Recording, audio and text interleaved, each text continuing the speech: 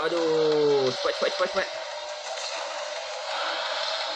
Siapa cakap? Siapa cakap? Infinix expect tak boleh main game. Ni dia. Saya tunjuk. Korang nak game kereta? Padu tak padu, korang lihat sendiri. Apa keluar iklan pula ni? Okey. Shopee tak Shopee kan? Okey, jom. Yang penting, alamak, kacau lah iklan. Ni dia. Korang boleh lihat ada lag ke tak ada lag. Saya pun tak nak komen lebih-lebih. Korang lihat sendiri. Nampak tu. Dia punya pantas tak pantas Okey, ni kita main apa? Single, okey. Tekan, nampak Korang boleh lihat sendiri kan? Laju ke tak laju, nampak? Laju tak? Macam gini je korang dah tahu dah. Dia punya performance dia bagus tak bagus. Yang ini yang saya beli ni adalah yang 8 tambah 8 Jadinya 16GB.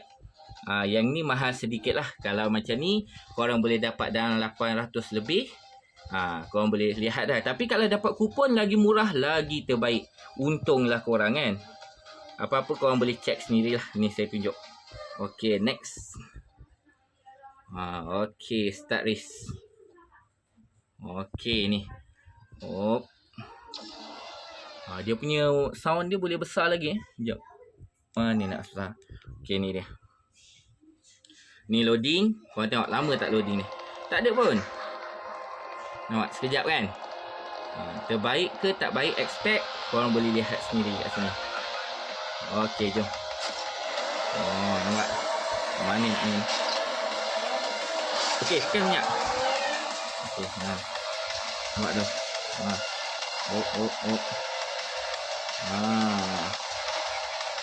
Korang boleh lihat sendiri kan? Dah terbukti ke tak terbukti? Tekan!